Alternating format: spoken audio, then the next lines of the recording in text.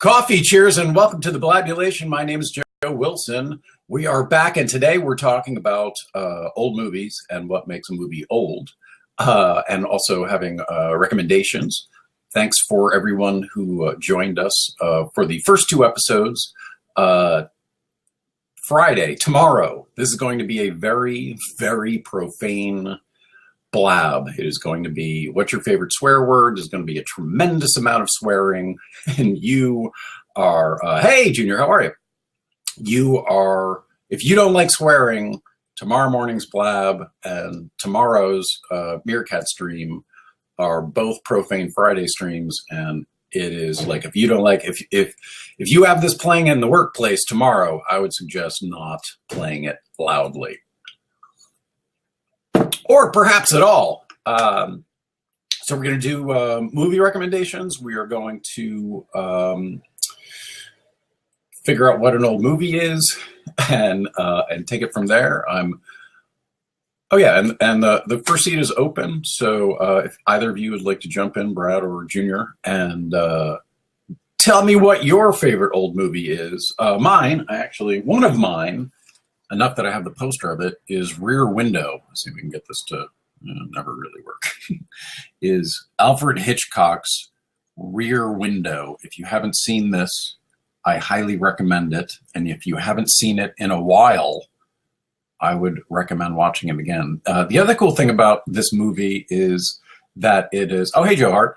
The other thing about this movie is that it is all shot on a set. That whole thing is a set. Oh, Joe, if you want to jump in. Yeah, we're open. There you go.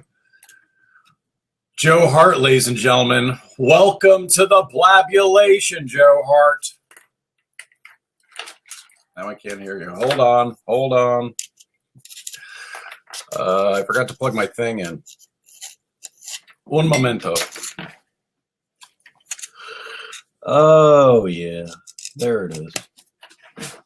I forgot to plug this thing in. Thinking about maybe getting a mic, but maybe not. Joe Hart, I still want to hear you. Do you make noise?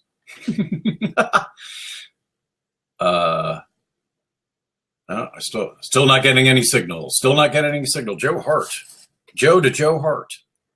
Okay, so you can hear me? I can hear you, but you can't hear me? No, I can hear you now. All right. Cool.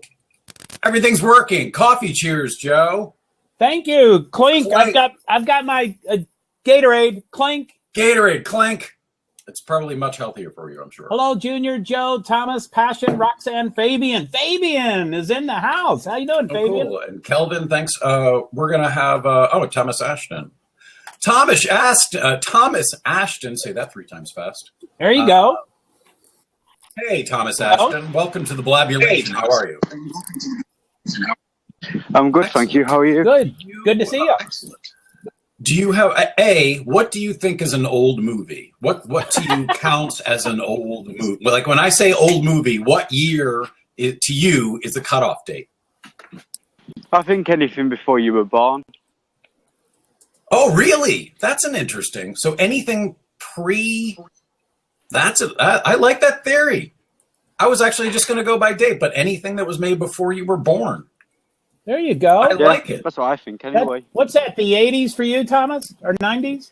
So for me, it would be, it'd probably have to be a Charlie Chaplin movie. I'm sorry, you broke up a little bit there. So for me, my favourite movie would have to be one of the Charlie Chaplin ones. And then you broke up again. Damn it. Can you? Here, yeah. You but I like Charlie Chaplin too. Great. I love. I mean, he's going to try it again. Cool. Ladies and gentlemen, welcome to the Blabulation. Mr. Junior Montana. Nice to see you face to face. Yeah. Cheers, clink. Cheers, clink. Clink. Coffee cheering going around. Oh yeah. So what's so cool is, like, I've hung out with all you folks on the Meerkat, and the communication is always you typing and me talking. So this is cool because one of us gets to not type. Hey, Ashton's back. Hey, Thomas. How are you? Thomas. Thomas? I think Thomas is moving, and his You're cell walking. phone signal is having. He's like Mr. Roboto at the moment.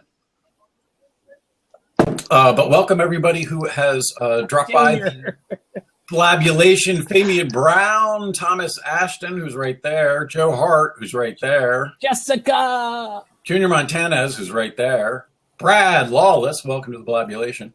So today we're talking about old and movies. Fabian. And Fabian. I thought I said Fabian. Yeah, you might have. I'm sorry. All right. So I guess Thomas is having connection problems. Junior Montanez, how are you? How are things going in the workplace today? I'm doing very well. Thank you very much, Joel Wilson. Everything is fine. It's quiet here on the home front. We are getting ready for our month-end close, which would mean that everything goes to hell in a handbasket. So once that happens, then I'll be busy. So it's actually kind of quiet. So this is the quiet time before the proverbial shit hits the fan. Hey, and Jessica Link is now joining us. Some more folks. I'm looking down. No worry, Joe's Hart. I got to join. So Joe Hart's our official comment wrangler on the Blabulation. Hey, Jessica Link. Hello, greetings. Jessica Link. Nice to see you and to talk to you without having to type. I'm very well. How are you? That's my 3.5-year-old waving giving in the way. Oh, 3.5-year-old. I'll try not to swear on the Blabulation. Tomorrow, you might not want to tune into the Blabulation with the 3-year-old nearby because it's going to be Profane Friday, and there's going to be a lot of swearing. Unfortunately, I have a sailor's mouth, so I'm pretty sure Well, then I look forward to you joining us and sharing your favorite swear word tomorrow on Profane Friday on the Blabulation. That'll be fun. Absolutely. Ooh, yes. Please do, Jessica. So, Jessica and Junior, the one I posted a link to this show on Facebook, and Lynn Mercier, who might be dropping by, you might know her from The Meerkat. She said, "What's old?" And that was the first question that I asked Tom Ashton, and his definition of old was anything made before you were born, which I thought was kind of interesting. How do you guys qualify old? Like I was thinking, I kind of agree with them. I mean, I guess technically, anything past me would be old, I guess. Jessica? Old's like 100 years. Well, I don't know how many 100-year-old movies we have to choose from, or that I've seen. Silent movies. That's what I mean. That is old. No one's seen any of the old in movies. general. Otherwise, it's not old. So what's the term for anything that you would recommend made in the last 100 years or 50 or 60? I would say vintage. Vintage. Oh, that's interesting. Vintage definitely does change the definition from old to. I like it. Interesting. Vintage or retro. Retro be a good one. Retro's a good one. Sometimes, but retro also seems like it's like it's like it's something new that they're making. Yeah, like reverting back. Making new again. Yeah. That's the way I kind of read retro, but vintage has that kind of has sort of the same connotation, but it's like something old that you can wear now, and people are like, oh, cool, that's vintage. Mm-hmm. Yeah, I think old, I think food. Old food is something you jump on that. Right. So vintage. When I think old, I think ex-wife when I think old because she's older than me, so. And let's make sure that Junior got that on the record. His ex-wife is older than him, which I'm sure she'll enjoy watching on the replay. Oh yes, I'm sure she will. Let's catch this. Hey, I'm gonna give my my movie, and then I'm gonna bounce because I got some work. Okay, cool. So, what's your favorite movie? Yeah, mine would be a 1960 vintage, Jerry Lewis, The Bellboy. The Bellboy. Wow. Oh yeah, the Bellboy. Yeah, I absolutely love that movie. I remember watching it on Channel 5 when I was a kid growing up in LA, and for some reason it always stuck with me. And ironically, we talked about this yesterday during lunch. And so it was shot like in a month. It was his directorial debut. A lot of really cool little tidbits about that movie if anybody wants to Wikipedia it or find out. But I've always considered him a comic genius and give him mad respect and props. So that's my movie. Very cool. Nicely done, Yeah. Junior. Thank you for Thanks, the Junior. recommendation. Enjoy the day. Hope to see you on the Meerkat later. And if you can pop in, we'll be here till noon if you want to pop in later. Cool. All right, Thanks, cool. guys. Take Thanks care. for dropping by. Mhm. So, Jessica, what's your favorite vintage movie? Since old, I think the list is gonna be a lot shorter. I'm thinking anything. I love Groucho Marx. I think Groucho Marx is just. I mean, he was a comic genius back then. Mm-hmm. Now, I'm gonna say back to like the 70s, 80s. I'd have to say anything Monty Python. Anything Monty Python. Yeah, I am. Do you have a favorite Python movie? I am. Oh, the Holy Grail is probably my favorite. Ah. It's they're all of them are extremely quotable. The coconuts. I mean, if you can do horse hooves with coconuts, and you got some dude marching around banging coconuts together, that shit's fun. Yeah, just Yeah, it was way That's before its time. It hilarious. was funny. and continues to be. That's the amazing thing. Yes. That there's plenty of new generations of Python fans that have come through, and those guys, was it earlier this year or late last year, had done a live reunion show, or a bunch of them. Yes. So it's cool to see almost everybody still in action. Well, I like that it doesn't have to be explained. You don't have to be told why it's funny. It's Right. just funny. Oh, cool. Which is the way comedy should be. The last thing I want to do is have to spend any time listening to someone explain to me why that joke's funny when I'm not 'cause laughing. If you have to explain it, it's not funny. Yeah, no, I agree. But sometimes I am known for not being like a giant laugher at comedy shows, which is because I did stand up for too long, and I feel like I'm analyzing the whole time, and I'm it's sort of like being a magician and going, oh, that's good. I see what you did there. That is very funny. I do a lot of that. That's the whole show for me. Not that I never, some people definitely get me, but laughing. But that. And I have a quick aside. Joe Hart, you actually, both of you will enjoy this one. Yesterday, I met with John Shin and Mara Stepp, who you may know, who are both musicians. Mara's a singer and a piano player. John is a jazz musician, piano. And they're both in town for shows. John had a show on Friday, and Mara had a show on Monday or Tuesday. And we met to have coffee yesterday at a Starbucks, not too far from where I live. Yesterday afternoon, I had to reschedule my Meerkat because we're going to run late talking about this idea for John Shin's new album. So we end. I walk home. I'm crossing Pico in Los Angeles, so I'm waiting for the light, and I hear someone say, Joe Wilson, and I look, and it's Malia waving to me from a car, and I'm like, how the hell do I run into somebody from Meerkat after I just hung out with two people from Meerkat who live in New York City? What are the odds of that? Because most of the time I'm here, so the odds of running into human beings. But I thought that was That would be bizarre. Yeah. Oh, and there's a couple. Also, anyone in the if you're in the chat room, if you type, we'll have you can come in, but if you want to type your movie recommendation, what I'm realizing about Blab is that if you go back to the replays, all the comments are still there. Really? Yeah, it's just one long scrolling list, so it doesn't line up. But so anything that you guys are typing in there will be saved. So like when we did a favorite quote show, all those quotes are saved for anyone who typed it.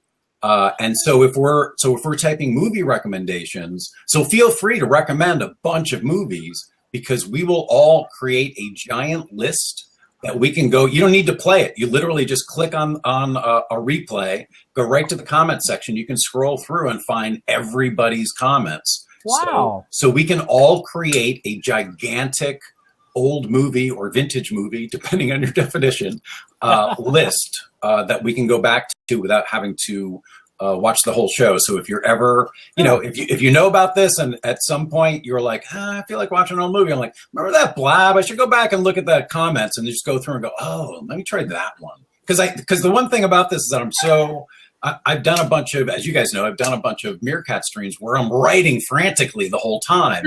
And it's like after like an hour straight, and I'm like, Stop making suggestions. I'm trying to catch up. Yes, exactly. It's like when I have to beg for no comments, my hands cramped. Do not comment. Everyone stop. I'm not saying that now.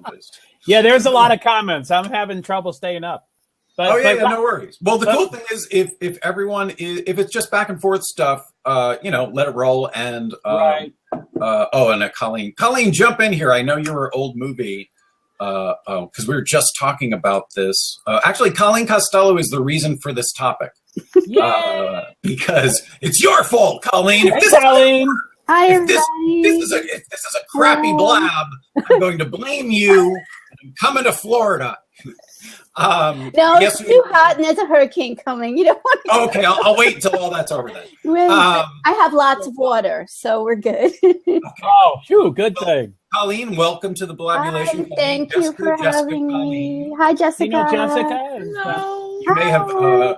You may have seen each other in comment sections on Meerkat. What's Jessica's handle? Because Girlx29. Girlx. Oh, that's Girly cute. X.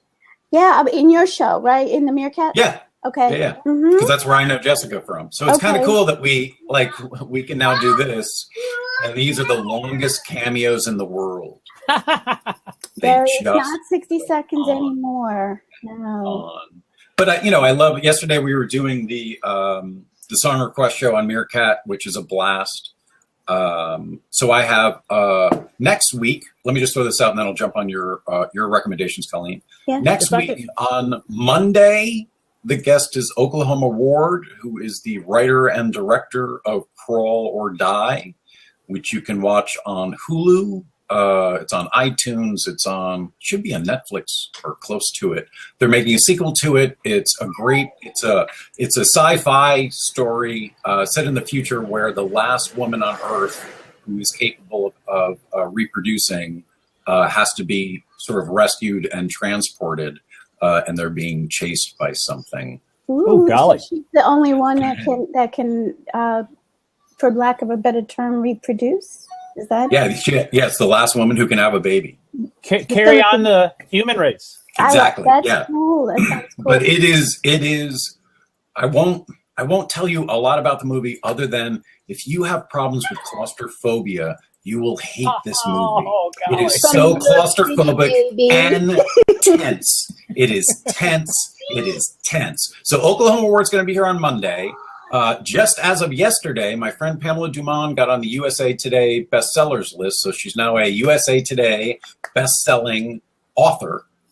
She will be here on Tuesday to talk about books and writing and self-publishing. And then on Wednesday, especially for those from Meerkat, Malia Probst will be here to talk about virtual reality. She wrote. Did you see her article? Yeah. Yeah, exactly. So I sent her a DM and I'm like, hey, let's use this article you did, and it's sort of about and I think it's extremely interesting to think about virtual reality. And I'm just putting this out there so we can kind of, for those of you who can catch it and be here. The one thing that I never thought about with virtual reality, and as Joe Hart knows, so many people who have got onto streaming are streaming for hours and hours and hours and hours. Now, imagine that's virtual reality. And you're at home and you can put a helmet on. Their recommendation is that you shouldn't be on virtual reality for more than 15 minutes. Oh, I'm close. I'm really close. Well, right. They're saying there's a nausea issue even, or yeah, exactly. It'll throw your balance off. Mm-hmm. So I think that is the other the interesting thing now that we're all like, I'm absolutely like, I love this format. I spend, right now I'm trying to experiment. I'm trying to figure some stuff out. But next week I'm going to do 5 shows in 5 days. Or no, I'm sorry, 10 shows in 5 days. And I've been doing 5 shows a week since June 5th. on Meerkat. So I'm doing 9 this week and then 10 next week. Wow. Whew. But the cool part is that I want when I have guests and everything, I'll just do the 2-part interview. And what's great is as it's going on, you guys can, you'll think of questions and then I can open it up and then we can all talk. So I'm really very psyched about that. Cool. But all right. I'm sorry, Joe. I just wanted to catch up a little bit on the comments. Oh, please. Yeah. Roxanne, or NC Roxanne, says Grease, and she doesn't know how many times she has seen the movie. and Colleen was mentioning about her definition of ode. And Jen said, I love A Matter of Life and Death, which I think was called Stairway to Heaven in the U.S. And I think I'm caught up. Oh, Jay. Hello, Jay. Thanks for being here. And I think I'm caught up. So thanks. Hi, Jessica. Welcome back to I the got Blabulation. voted. What the hell?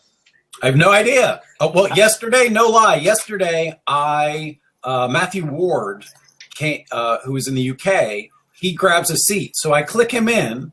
I hear both Joe Hart and Matthew Ward, but I only see Joe Hart. That was wild. So it was 2 windows overlapping, and I could hear both people, but only see one. And then Joe was like, well, I'll just disconnect. And he disconnects, and there's Matthew talking. It was so bizarre. Although he had my name. My title was at the top. Oh, actually, you had his name when I saw you. Oh, okay. Yeah, that's kind of wild. Yeah, it was bizarre. We have a question. I see that. Has anyone? Yeah, and if you guys have questions, you can type /Q, and you'll make that cool thing that Roxanne did, and a space, which is a lot easier to notice. /Q and a space. /Q and a space, correct. Has anyone mentioned the Rocky Horror Picture Show? That's me. No, actually. You're the first one, Roxanne. It's too early yet, so. And it's also, I think, with Rocky Horror that the first time I saw it was in a theater with a live audience in Cambridge, Mass, and I don't know, 85. When did that? When was that released? I'm not even sure. Good question. I believe it was extremely late 70s. I could be wrong. I think I was a senior in high school, which would be 78, or really close to that year. I went and I didn't see it 40 times, but I did see it about 3 or 4 times. Yeah, I know. I knew a guy when I was in Boston who was like this real, tough guy. He was a goalie, hockey goalie, and it was a doorman. He was 5'6", but he would just fight anyone. He was just, and so, imagine that archetype had been to the Rocky Horror Picture Show like 1 billion times.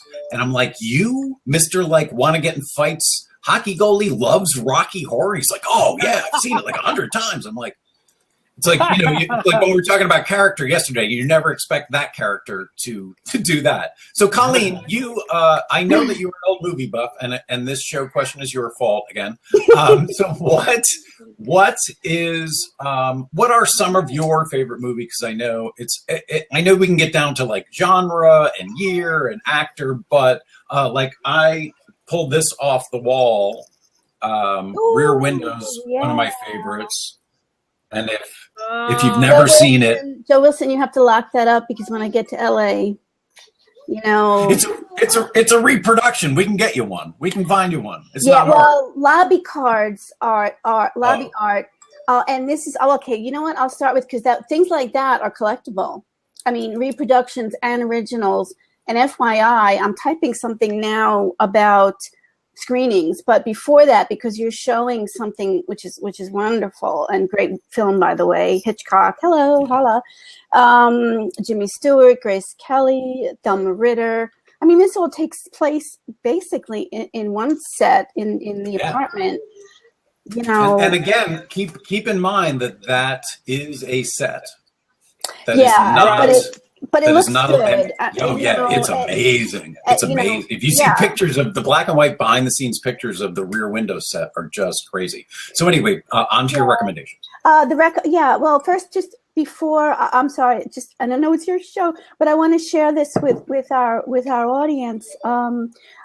It's all of our show. It's the Blabulation. Otherwise, it's me. I can do this on Meerkat. Come on. Everybody's bombs away. Brittany released today, I think, some community information, rules, guidelines, It's the host, and so but yours. And I'm honored. Thank you. But I will make, and we will make our own rules for the Blabulation. Yeah. We will break any and all rules for the rest of Blab. Let them do what they want. In the Blabulation, we'll have our own rules. So anyway, Bombs away. for anybody who is into or finds out because of this Blab, they're into classic films, already are into classic films, or even recent classics. Just a week ago, the 18th, 19th, there was a Grease sing-along in cinemas. And then in July, I think, Double Indemnity, another great classic film noir, was in cinemas. So about once a month, TCM and Fathom Events are screening in cinemas these films that were made, 70 years ago, 50 years ago, 20 years ago, and people are showing up. They started, the first one, I think, of course, was Casablanca. And then I think they did Gone with the Wind. People are showing up even in fedoras and decked out, So that's one thing. And I'm putting this in a comment. And then the other, there's an auction, getting back to Joe's card, of real Hollywood memorabilia. Oh, wow. Every year, Bonhams and TCM put it on. Bonhams is an auction house, and they do these events. And you can buy things like that, like your lobby card, clothing. They auctioned Sam's piano from Casablanca. That's a serious collector's item. Well, that's big. But the main thing they're saying is you can acquire like scripts and production schedules and things like that people can buy. So FYI, depends on how deep, much you're into it or not, whatever. Anyway, right. I'll put that in the comments. So my movies, some of the ones that I own, and then, I bought because I love, or, obviously Casablanca, The Heiress, Indiscreet. Who's in The Heiress? That's Olivia de Havilland and Rex Harrison. He was also in My Fair Lady. Yeah, I know who they are, but I don't remember The Heiress. Well, she's okay. It's a play. It's a stage play that they converted to a movie. It's basically a father with a daughter who's sort of like an ugly duckling, sort of. Her mom had passed, she was apparently this gorgeous beauty, and the daughter not so much. So in his eyes, she doesn't quite measure up. And she's very accomplished, but in this society, it's New York society, circa Washington Square, those days. Mm-hmm. And, basically, so he couldn't marry her off. And she's home, and, it's that disapproving daddy kind of thing. But someone falls for her, and it's Montgomery Clift. But he's got no connections. And it's that Victorian crossover where you marry, you have to marry someone at your level, and he's a successful doctor, so she's got money. Olivia's character is Catherine Sloper. And amazingly, so much of that still goes on. Nothing changes. And that's the thing with these movies and why they're still relevant and why TCM, it's 20 years now, the station's been on. And wow. They have a film festival now in LA every year. I have seen the film festival. I haven't gone to anything, but I've seen it. The people of all ages go now. Like they thought when they started it would just be kind of older folks, and now kids go. So that's great. The premise and the format of these films is that the plots are still relevant because things don't change much. Maybe the costumes or. Right. Whatever. And people have gotten over now that it's not in color, or sometimes it is in color, which Joe, or Jojo, everybody.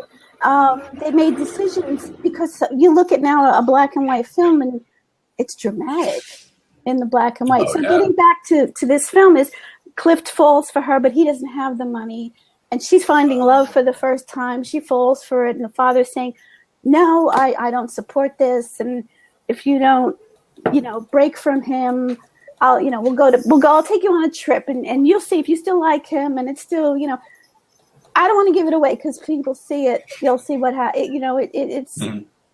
But that's that. I definitely haven't seen that because when you said Heiress, I'm like, oh, okay, Heiress, and I'm like, and then when you see the cast, I'm like, nope, I definitely haven't seen that. But that sounds fun. There's so many. Then there was, let's see, this Roman Holiday.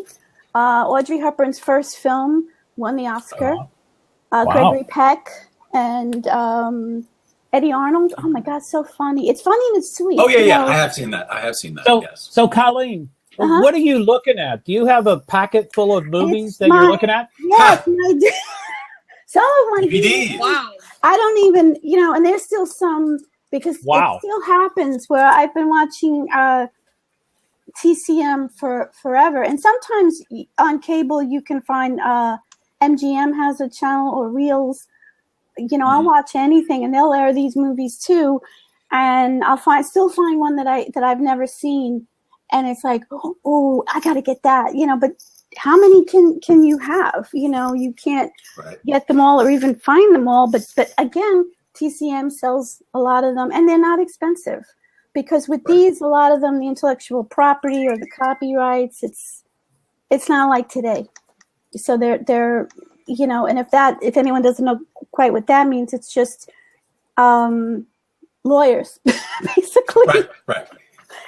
Long story short, timing and copyright issues are less involved. They're involved, Because copyrights expire, and then we're into. They do, but you'll have things with like estates, relatives are involved. So there are some things, provisions and things. So so there's just so many. And So give us two more recommendations, and then Jessica, I'm going to ask you for another recommendation after Colleen's next two. I guess I wrote down some recent ones, some new finds, because TCM had a noir festival this summer, and two new ones were, one was Gun Crazy. It was surprising and I think I've seen Gun Crazy. Dark. Do you remember who's seen Gun Crazy? That's just it. It was people that are not even right. I'll look it up and I'll type it in the cast. Great. And another one wasn't in the Noir Festival, but it's a little darker, and I'm not trying to be a downer. It's just a phenomenal movie. Hatful of Rain, which also No, I don't know it. No. Also, not quite an A-list cast, almost. I'll look that up too. It's slipping my mind though, but they're more known than Gun Crazy. Right. It's a la Man with the Golden Gun Arm. Gun Crazy sounds familiar to me. I went down there is, I can't remember the website. If you Google, I think it's like film noir online streaming or something like that.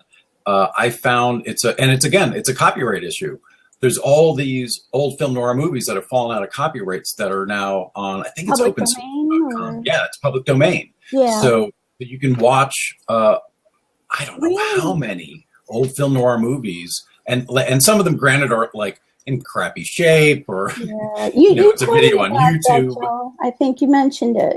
I went down sort of because I don't have cable, but Casey and we have Hulu, which there's a bunch of film noir on Hulu, Amazon, there's a bunch on there, and the Prime, if you have the Prime, whatever, and Netflix, which has some, and just some out in the world, like on weird websites. Well, also, I think that TCM is streaming on Sling. It's another thing to sign up for. You can't have that many, but I don't know what Sling is. But, right. It's a Sling box. I think I know what you're talking about. Oh, it's a box. Okay. So, So this Hatful of Rain is kind of in the vein of Man with the Golden Arm. Okay. And it would have it's better. It's better, even better, if it had the same star level in the cast. Now, who is in The Man with the Golden Arm that people know? I think if I have it right, I think it's Anthony Franciosa. Okay. One of the leads. And I think Eva Marie Saint is the female. Oh. Phenomenal. She's incredible. She was new. It was either before or after On the Waterfront. And wow. Shot in Manhattan, and just one of those things where you're like, whoa, blown away. unforgettable. Just it's one of the things you see a movie for, because it's, whether it's funny or dramatic or whatever, you can connect to it and you relate to it because it's something or it can know. Yep. So and Jessica, do you have another movie recommendation for us? Well, I'd say Three Stooges. So anything Three Stooges. Is there a particular one that is a favorite of yours? No, I honestly like it all. Wow. That's a hardcore fan. I had a 4th grade teacher who was obsessed with the Three Stooges. Oh, really? And Really? Like, he literally, that was our quizzes. He's like, okay, well, in what Three Stooges movie did they... That is hilarious. He was obsessed. Literally obsessed. Wow. That is hilarious. So it kind of wears until you just like, I might as well just like it because I'm going to have to listen to it anyway. Jessica, were you a straight A student on those quizzes? I was always a straight A student. You kidding? It's all just Stooges. Stooges. Man, I did a D. Get the Oh, yeah. Yep. And I just want to take a second to say hello to Matthew Ward, Calvin Cropley, Junior Montanez, Roxanne Davenport, Jen Gobi. How are you? Ma'am. What the hell? Jessica, you're right there. Joe Hart, you're right there. That's me. I know me. Thank you for driving by the Blabulation, 1040 in Los Angeles. Then the only other thing I would say is Robert Patrick. Anything with Robert Patrick in it. He's the villain in Terminator, right? Totally suck. The middleman. Wasn't he? The middleman. No. He was, if you guys have seen Terminator 2. Okay, yeah, he was the evil guy. Okay. He's the liquid metal T-1000 Middleman. in the movie. Yeah, he's the middleman. Yeah.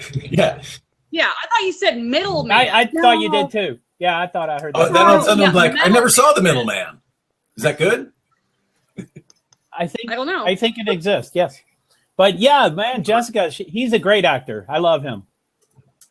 I actually talked to him earlier today. His youngest daughter is going to college. Oh my goodness.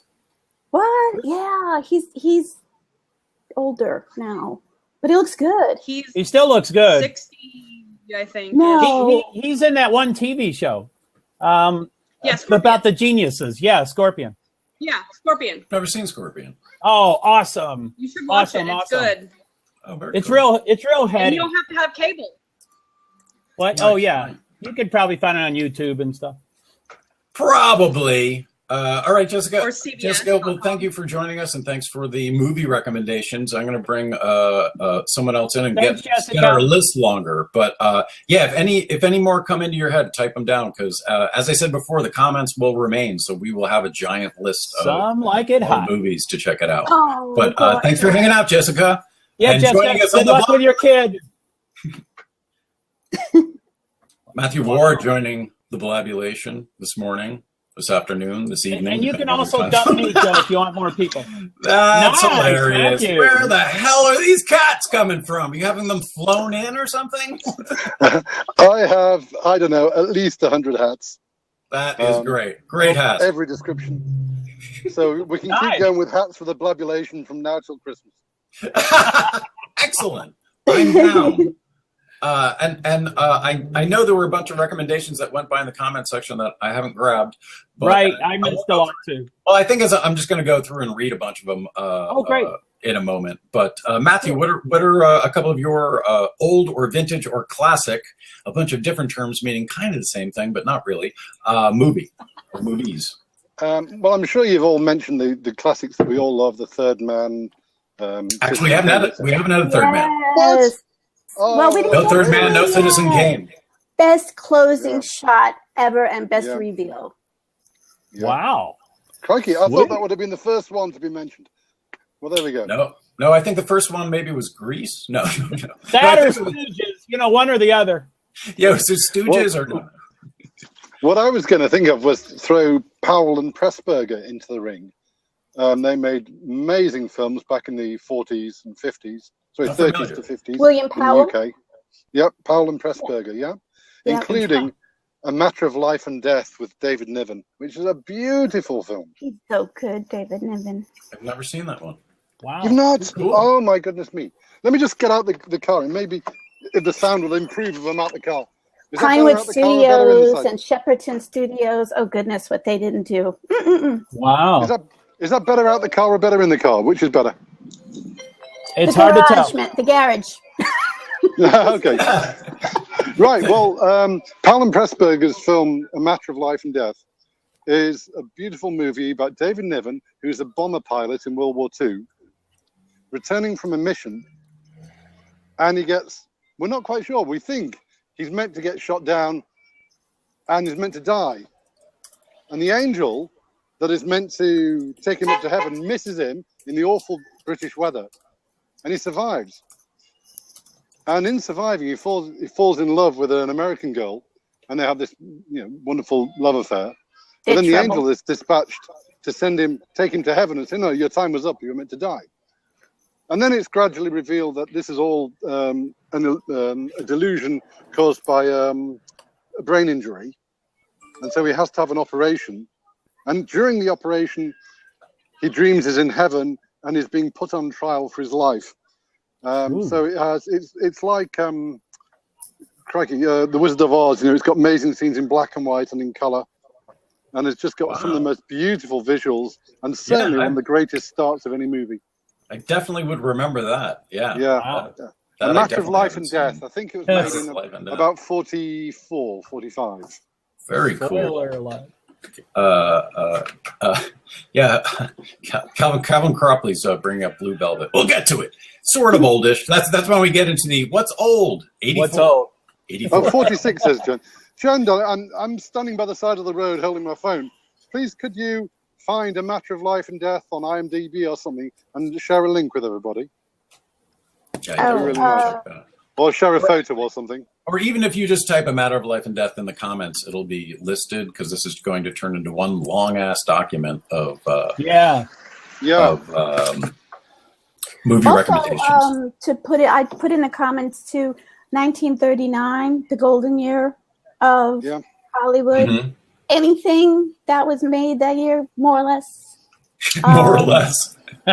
No, it was like Wow, magic. that's cool. Yeah, almost really. And I don't know, in the UK as well, Matthew. Yeah. Okay. Same year, 39. You've got obviously Gone with the Wind. You're looking at Wizard of Oz that era as well. But also in the UK, you've got the 39 Steps. And Hitchcock. Mm-hmm. Goodbye, Mr. Chips. Robert Donat won the Best Actor Oscar in 1939. He's great performance. Wow, Yeah. Thanks for that. Yeah. Yes. If you don't know There's Robert the link, Donat, Matthew. oh, thank you. If you don't know Robert Donat, Donat, he was the top actor from the 30s through to the 50s. His career was cut short by crippling asthma. Wonderful actor, great on stage, and just mesmerizing on screen. And if you look at modern movies where you have aging, like the Iron Lady recently with Meryl Streep. Mm-hmm. Nowadays, the dude is stuck. Yeah, Mr. Thatcher, the stick on latex and stuff. Right. Robert Donat aged about 70 years in that movie. And Mr. Chips. All he had was a stick on white mustache and some eyeliner. And they just by his physical hair. acting, Yeah. he acted 70 years older. Yeah, he lurched over. He slowed down. His speech, his voice. And all of that is theater training. That is, right. that is not not a film actor working. That's a theater actor working. Yeah. No, it's and you feel How Green Was My Valley. I don't know the year on that. Oh gosh, that's so beautiful. I love that movie. Yeah, that's set in Wales. Maureen O'Hara, Maureen Sullivan, Maureen O'Hara, Oh, they're redheads, but not in the movie. Sorry. One of the Maureen's. It's and Roddy McDowall. He was a little guy.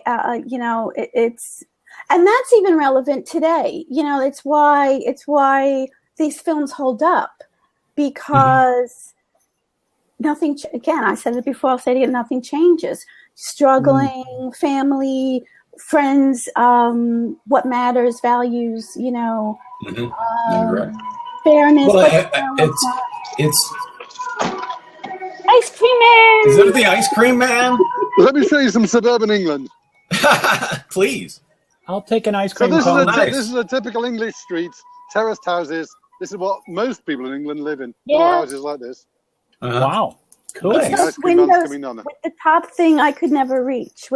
They've got this long sort of horizontal type window. Oh, not that street. Yeah, there it is. That's a lovely day. Cool. It's a lovely day in Birmingham. No, I'm not in Birmingham. I'm in the exotic town of Walsall. Oh, Who? traveling. Yeah. How do you spell that word? It's only Walsall. Okay, gotcha. It's Walsall. only 5-6 miles. It's it's the next town over. Cool. Thanks. But it's got a fantastic linguistic twist here. They're preserving the Anglo-Saxon vowel structures from before Chaucer. Oh, here comes the ice cream man. It's your ice cream man. Well, can we get some? Yeah, I want some, please. It's amazing that I guess no matter where you go in the world, ice cream men play really annoying music. Yep. I don't. And Karen lives right near Wausau in Dudley. Oh, my goodness me. You Dudley? That's Dusty, it's Dudley. When you go into local vernacular, it's suddenly like, Yeah. It's the inside joke that only him and Kieran are getting right now. Yeah. Yeah, Karen, can you get me some ice cream?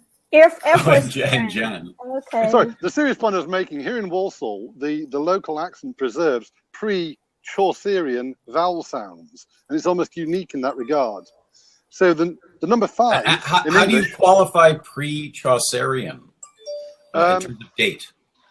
at the time of Chaucer, something happened in the English language called the Great Vowel Shift, in which English changed from being a Germanic Saxon language to being a more modern English language, and the vowels changed in a big way. And there's very much a before and after in a very short time period. And an example of that is the number 5.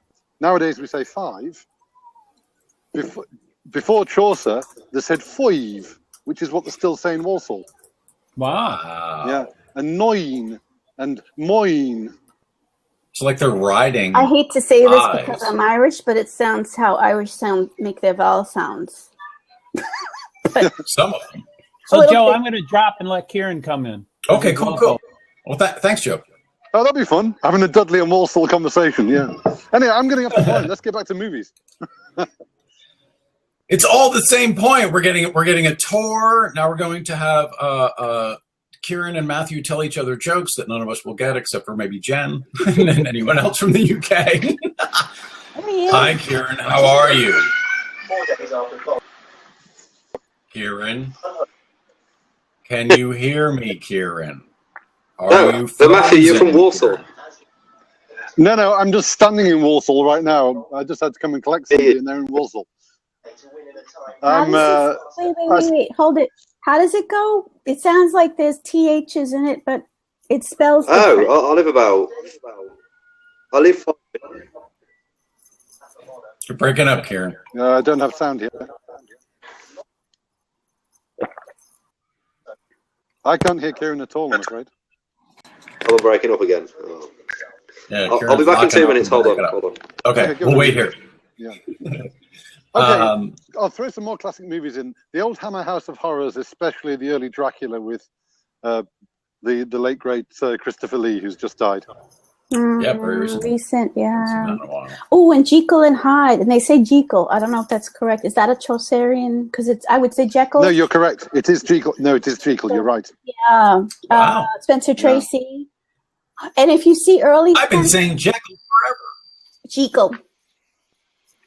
Yeah, which you don't have to split hairs about it, but he's good in that. And it's funny because Spencer Tracy's early movies, he's all wicked and mean in, and then he turns into sort of Mr. kind of happy every guy, but always wonderful.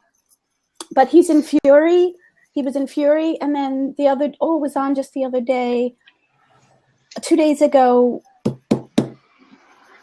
I'm sorry, I'm going blank. It'll come to you. Yeah. There's no one to throw into the ring. Early Spielberg. Spielberg's often blamed, credited for inventing the blockbuster. But if you look at Jaws and if you look at Close Encounters, the human acting in that is the best bit. Like in Jaws, the three guys in the boat. Right. In Close Encounters, the guy going mad. It's great acting going on there. Oh, absolutely, yeah. Yeah. Oh, and then the people suspense. concentrate on the stupid special effects. Forget the special effects. Great films for actors. Well, I love the whole Richard Dreyfuss building the mountain in the kitchen or living room or wherever that was. That's such a and I had a personal experience kind of like that when I went to Crappy Art School for photography, and kind of after working as a photographer for a little bit, hit the wall and just stopped, which is something I'd done most of my life, and started drawing. And then I started drawing this thing that sort of, it was boards at a 30-degree angle that would oppose each other, and they were zigzagging up. And I kept drawing it, and then I decided to build it. And so I got the lumber. I was in a 1-bedroom apartment. I turned my bedroom into a studio, and I started sawing up 2x4s. And I built and I'm like, I'm Richard Dreyfuss in Close Encounters. And so no lie, I built the whole thing. I had drawn out what it was going to be. I had 2 televisions that were suspended on top of it. And a friend of mine that I knew who's an artist, I just showed it to her, and she's like, oh, that's installation art. And I'm like, yeah, I don't know what installation art really is. So I've heard of it, but I've never, well, what you're doing is pretty much installation art. And that piece ended up being the first installation art thing I showed. And then it had a 27-foot hallway and TVs, and like it took up a whole space, but it totally reminded me of that. Hey, Kieran, how are you? What's up? How are you? You're on a hardcore computer now, right? Yeah, is that better? That's Oh, what yeah, I can hear you now. Awesome. Yeah, were you on phone before? Yeah, I was on my iPad. The app's terrible. Yeah, it works great on iPhone. It works crap on the iPad. Yeah. I was told it wasn't optimized for iPad. All right. So it really is just. So Kieran, quickly as a side note, because we didn't get to this last night, and then we'll get to your favorite old movie, which I'm sure has a completely different definition than everyone else. Apparently, you spoke with a Miss Lauren Francesca. Yeah, I did. Last night, I'm speaking again tonight. I Skyped her assistant. That was about 9 o'clock last night. And she came on and they said, yeah, we'd like to accept you as a job. So I'm doing it all for free. I'm not getting paid for it, obviously, because Hollywood's 5,000 miles from where I am. So I'm currently doing a social media, so in charge of all the media side, so Facebook, Instagram, that kind of things. And nice. If they want me to come up with any sketch ideas for any videos, they said I'll be happy to do that as well. So yeah, I'm finally working for it. But free, congratulations, free often can lead to... Oh yeah, absolutely. It's like being an intern. Who is it, Kieran? Sorry, I missed the name of the person you're working for. She's called Lauren Francesca. She's an American YouTuber. She does Barely Political. Have you ever heard of it? You probably won't have, but she's done a lot of films as well. An actress as well. I'm good on black and white films. After that, I start to get a bit hazy. So, Kieran, what are your and when you think of an old movie, what year are you thinking, Kieran? I'm actually into old films. I'm talking like 1930s, 1940s. I'm into quite a lot of old films. Yeah. Okay. So, what are some of your favorites in that realm? 1940s wise, one of my favourite films is The Battle of Britain, which is a 1940s English film about the RAF and attacking Germany. That's really good film. No, it's not. It sucks. What? What? Let the battle begin. I also like. It's not some film, but have you ever heard of Laurel and Hardy? Yeah. Oh yes. Yeah. That's talking 1930s. That I quite like. That's one of our favourite comedies as well. So we quite love that. Mm-hmm. It's just that one with the piano. Oh. The Laurel and Hardy with the piano? You never saw that one? If I did, I'm not connecting piano with Laurel and Hardy. It's just a piano that. Oh, never mind. But apparently, it's a good piano. I must apologise for my outburst. Yes, they're right. Other people, I said movies, nobody said mine sucked. So yeah, sorry, Kieran. Actually, okay. Karen just came in to bash Close Encounters. So, it's not my favourite World War II RAF movie. There's other ones I could suggest, but I respect your choice. Yeah, you've got the Dam Busters as well. You've got like Dam Busters. Thank you. Oh, you like Dam Busters then? Dam Busters, great film. Yeah, because just like with Close Encounters and Jaws, there's effectively a special effects bit at the end, but it's the human drama at the beginning, especially of Barnes Wallis. That's the great bit of the film. So forget all the action movie bit. It's the human bit that really grabs people. Do you like 633 Squadron as well? That's more like... You see, that's where we're going off the boil. What happened? Just give context to everybody. There were loads of war movies made during the Second World War and after. And for about 10 years, 15 years, they were very, very good. But then you got into the 60s, and all of a sudden, the quality just dropped off the cliff. Largely because a lot of the people involved in these new movies were not wartime people themselves, and they were just trying to glamorize it. So the early ones were very, very good. The Longest Day was about the last of the great World War II movies.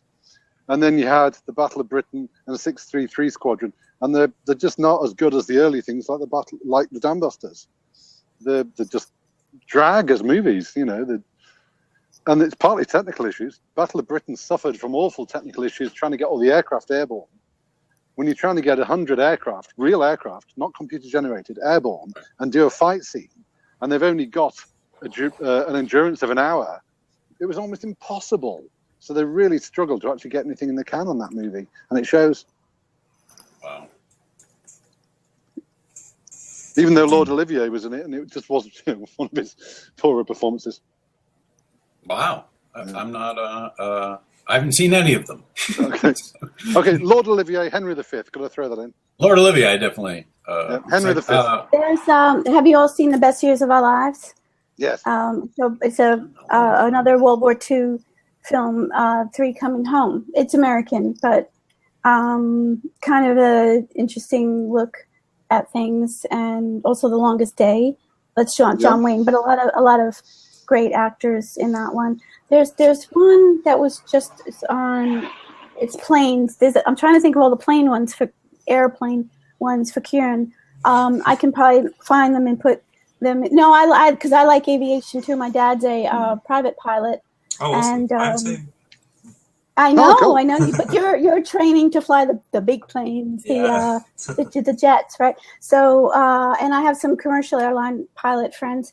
So it's interesting, and it's just the fighter pilots. What they do is like, whoa. So you got, those.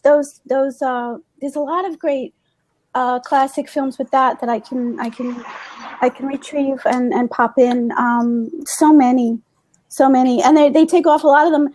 For D-Day, they all left England, as you know. So some really great ones. The titles. And I'm this way with dialogue too. It's the blondes, it can't. She's telling her own blonde jokes now. If I don't, it's gonna. Somebody's got to do it. Yeah. Since we did tap the 70s. With don't worry, I'll go. I'm sorry to Joe. I have. No worries. So, We'll tap. Since we tapped Jaws and Close Encounters, and Calvin had brought up Blue Velvet, which is one of my all-time favorite movies, classic-ish from the 80s. But also when Matthew, when you're talking about getting all the planes in the air, Apocalypse Now, not Apocalypse Now Redux. Yeah. There's a movie about the making of it called Hearts of Darkness that Francis Ford Coppola's wife shot a bunch of footage, and they put some stuff together. And their helicopters were, I believe it was the Philippines they shot that in. And so they're real helicopters, and they, in the middle of the shoot, the real helicopters with real pilots that were really on duty got called away to go shoot shit. So they're shooting, and they're like, what do you mean? Where are the choppers going? They have to go shoot stuff. We're making a movie. Inconvenient. There's no CGI in any of that. That is all practical. That is all, real planes, real shit blowing up, real a billion extras. But yeah, if you're ever interested in seeing movies going bad, Lost in La Mancha. Oh yeah. Terry Gilliam trying to make a movie. and just came out this month or last month, technically, The Death of Superman Lives. In 1999, Nicolas Cage was going to play Superman. Yeah. And so they got to the point where he was costumed, hair, like they were on the road, and then all of a sudden everything. Oh no, it was Tim Burton. Tim Burton was directing it, and the whole thing just fell apart. And Jonathan Schnepp, who has directed a bunch of Metalocalypse. If you watch Adult Swim, Metalocalypse is hilarious, and they're it's complete fantasy, but they're a world powerful heavy metal band. But he's directed a bunch of those. I haven't got any. I don't have any either. Somebody's shouting across the street at me. Let me just mute. Oh no, I know. I was just running with it. That's Warsaw for you. No, yeah, I don't know. Ask Matthew. No. But yeah, Blue Velvet getting into the definitely dark as hell. Great twists throughout, and also Dennis Hopper, who was in Apocalypse Now, great performances ever. And I know that some like my friend Jackie Cation does a bit about David Lynch and explains that why she doesn't like David Lynch at all. And she's like, David Lynch is sort of like, he's like sitting next to you in the theater, pointing up at the screen going, look how weird I am. Look how weird I am. And I'm like, no, Jackie, that's just no. But if you really, a lot of people haven't seen Eraserhead, and it's a very bizarre movie. There's a great making of documentary on YouTube about the making of Eraserhead, which took 5 years, and it's a very bizarre film. But I would hey, that's a saxophone. What the hell? This is constantly evolving blabulation. We're doing jazz now. Comments, we're channeling comments. Oh, look at the puppy! And who is that, Kieran? This is my nan's dog. This is Jake. Jake. Hi, Jake. There was that breed was in a film? He's relevant. Shih Tzu.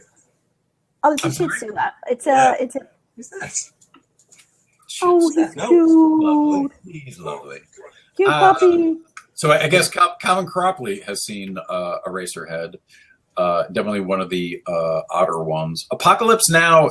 I saw Apocalypse Now Redux, where there was a bunch of scenes that they shot that were not included in what was released. And we're back. How was it even? Is that grittier than? No, I actually felt like it. I understood why they took it out. There's a whole scene where they go on a pretty much like a French plantation that is in the middle of the war, and it's like a fantasy scene, and yeah, it didn't help. I don't think it helped the story at all. I think it made it too out of context, or well, part of it you get used to the rhythm of the movie you're familiar with, and then when you see a recut, you're like, but sometimes you see recuts and you're like, oh, that's kind of cool.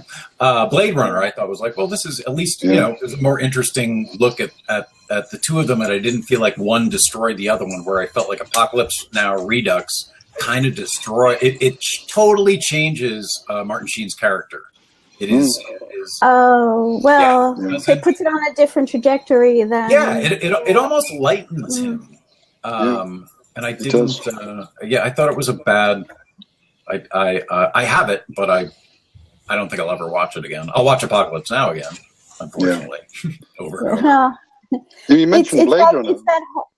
Go ahead, Matthew. Go ahead. The funny thing about Blade Runner and Top Gun is they're not based on what you think they're based. They're based on the northeast of England. Oh, really? Yeah, because Scott used to live in the northeast of England, not far from where my grandparents lived, in the next village along. And there was a fighter airfield where lightning jets used to be based. And just another 5 miles along, there was a huge, Britain's biggest chemical sector, huge chemical plants. So all the vision of Blade Runner is actually based on his childhood vision of what he could see from his house, of all the refineries and chemical works. Wow. Yeah. So That it's is not Tom Cruise, interesting. and it's So- English industrial scenery. Well, it's sort of like yesterday when we were talking about Lord of the Rings, the idea that all that was familiar to him, and then he obviously built on it. Like Origins, you know. Kieran, I'm going to pop you out since you're not here. Yeah. I mean, the other funny one for odd scenery is you mentioned Apocalypse Now, Full Metal Jacket. A lot of that was filmed in East Anglia in England, where I'm just about to drive to now. And the fight scene at the end was filmed in East London in an old gasworks. Oh, I did not know that. Was it? Jen Govey, if you want to grab that open seat, I'd like to get your recommendation or recommendations and see if you're wearing a hat.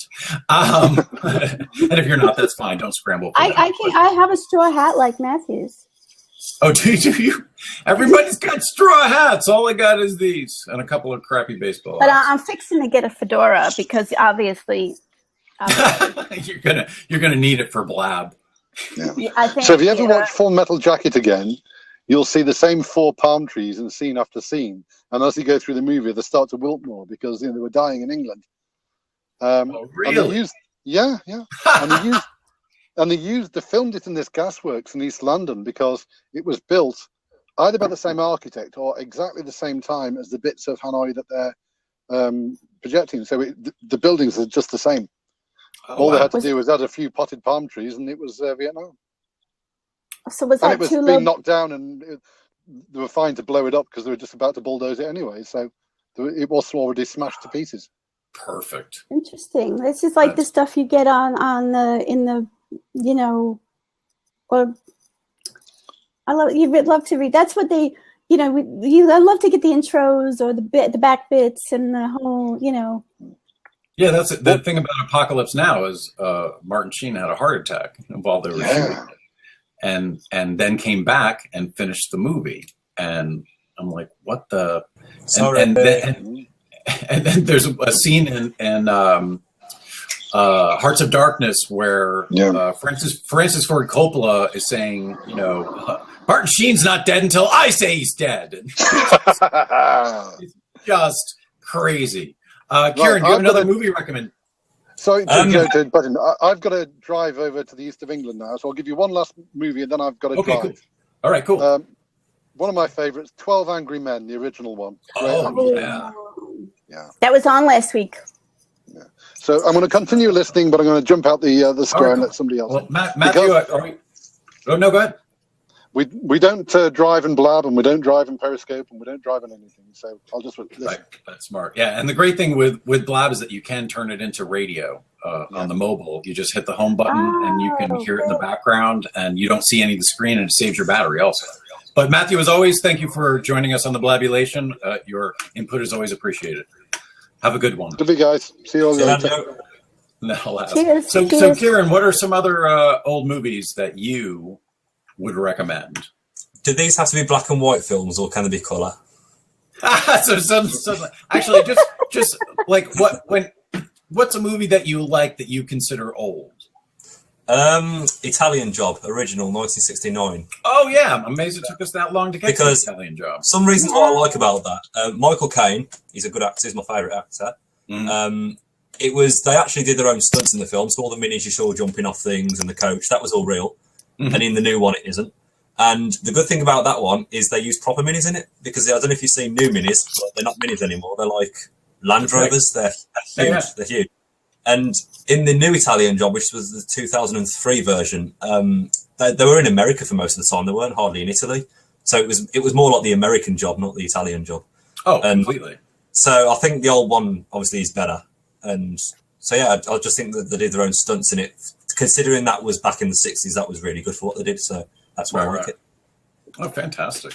That's good choice. Good choice, Kieran. I'm trying to remember the last time I don't know if I've seen. I have. Hold on. I think I've either seen the Italian Job eons ago, because it's not. I saw the remake, that's for sure, and it was not great. I've got a little show and tell about the Italian Job if you want me to show it. Sure. old movie show and tell. It brings up the whole thing about remake, not remake, and a lot of these movies have been made several times. Oh, yeah. And continue to. Yeah, and it's not like there aren't writers who are writing, and making great scripts, and they just don't want to take a chance. And it has nothing to do with hey, Jen. Quality. And what is that, Kieran? That's the bus that was used in the Italian Job in the scene. Oh, This is actually really rare. The model of this is really rare. I was lucky I got it, but then with it, so I got that, and then came with it was the 3 minis, which I'll just get it. That's the set of the 3 minis. Oh, hilarious! You're a collector, are you? Is it? Yeah.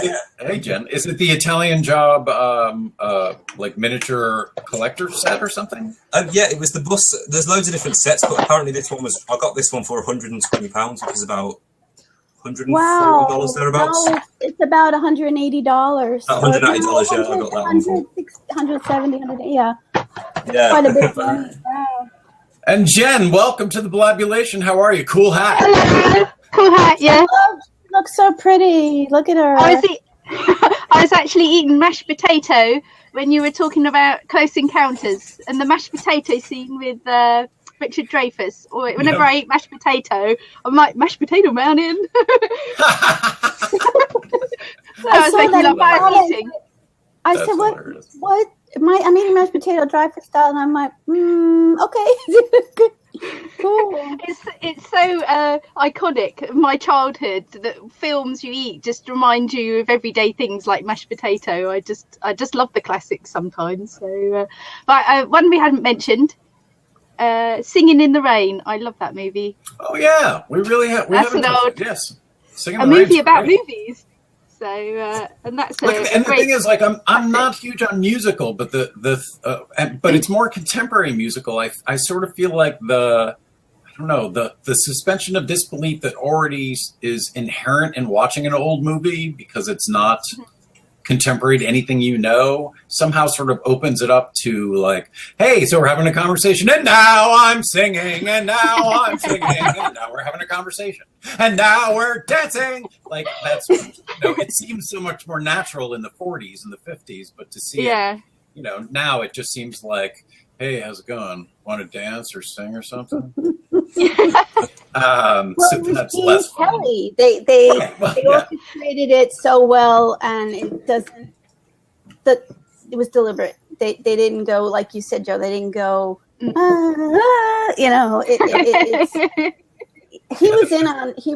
co-directed a lot of that with Stanley Donen, so it just worked, and that was just on too. It was Debbie Reynolds Day. The every day on August is a distinctive star on TCM, and they show. And I don't sit and watch movies all day, but it's just on. I will if I can. I do. Well, I try to get at least one or two, in the night. Yeah. But it was Debbie Reynolds Day a few days ago, so she's in that. It was her first film, and made her a star at 19. And what a thing to get with Gene Kelly and Donald O'Connor. And Donald O'Connor does this dance. It's make him laugh. Make him laugh. Make him laugh. Right. Yeah, and so, and it's not dominated by the dancing, or singing. It's still so much spoken word, so it works. So great call out, Jen. Really. Yeah, and I got another one. To pull it off my wall. Lawrence of Arabia. Oh yeah, I wrote. It's on my list. Oh, actually, another David Lean one I like is now what's it called? Great Expectations. The original black and white Great Expectations is fantastic. It's one of my. It's the best version. It's the best Great Expectations you can possibly see. It's David Lean. It's black and white. It's moody. It has everything. Even the crazy old lady who never got married. So. And I think the tough thing with Lawrence of Arabia is that it was shot 70 millimeters, so it was twice the size of a normal movie frame, or about twice, and I saw it at it was a restoration, and there's a theater here in Los Angeles called, well, now it's called the I think it's still called, it's ArcLight, but there's a Cinerama dome, and if you see the outside of the theater, it just looks like a giant dome, and it was, and Cinerama was actually was a movie system that had to have a theater built for it, and what they did was they had four cameras lined up, and they all shot the same thing. So they have four cameras shooting, and then they would project all four cameras together and make it one long shot. So when I saw Lawrence of Arabia projected, it was in that theater where they can fit 70 millimeter without having to, you know, take it down to this. And if you're watching it on, you know, on your phone or a laptop, you're going to miss a couple things on that one. Yeah. It's a little weird on the eyes sometimes to, and also I think, you know, switching it from television to something, the aspect gets a little, a lot. And they talk about that. There's a great little, you learn a lot too with the TCM. I sound like I'm speaking for them, but they'll do these blurbs in between films, and they do a thing talking about pan and scan. Pan and scan. And you see Scorsese and all these other directors coming in and talking about, you know, how it redirects and changes a film if it's not and letterboxing and all these other things. Well, especially if you're, you know, if you're in some kind of a locked shot where you have a character who isn't talking and a character way over here who is talking, they'll cut and go back and forth, and it was one shot in the movie because there's no, because you can't clamp it down, or you do a pan and scan and it has that weird, like you can almost see the video catching up. Yeah, and it cuts out, like in an ensemble cast or a big wide shot. Yeah, you're losing people, you know, and set pieces and just, you know, everything. The hard thing about all the formats and there's a documentary on Netflix that oddly Keanu Reeves made maybe 4 years ago, 5 years ago, if that old, about how everyone's shooting on digital now. And film was great. It's fantastic. It's like, and this is the thing that bent my brain because I have the same problem. They're talking to directors who a lot of contemporary directors started as music video directors in the 80s. So I can't remember who the director was, but it's, you know, a big time working director, and he explains that he shot on so many different formats in the 80s on music videos that he doesn't have machines to watch any of the stuff that he made. Oh, because, and that's the thing is, like, I've shot in high 8, mini DV. Now I'm on digital, depending on what the codec is, and I have stuff I don't have any. I have stuff I can't play. Like I would have to go. How do you convert all that to what? And that's the other thing is when you convert it, you're digitizing it. So you digitize it, you put it on a hard drive. Now you need backups of the hard drives. Now, as one guy pointed out, when it was film, you pulled it out, you put it in a projector, and as long as it didn't fall apart, the image would show up. With digital, which format, which machine, and then what happens when you pull out the hard drive and the hard drive dies? And film's a physical object. Which at one point was highly flammable. And dangerous, that's what I was just thinking. And then I just, you know, Casey Neistat, one of Gary Vee's pals, I just saw him on his Twitter. I don't know how or why. He said he has a something terabyte, like a wicked amount size. He said is full. Yep. That he paid a lot of money, you know. So, and I imagine he's a filmmaker also, right? Like. So he must be doing what you're saying, Joe. Is that what, are they up to now? 4K, these cameras, which are phenomenal. 6K. 6K. Oh, okay. So what that must take to back up and store, and then you probably need to get real estate.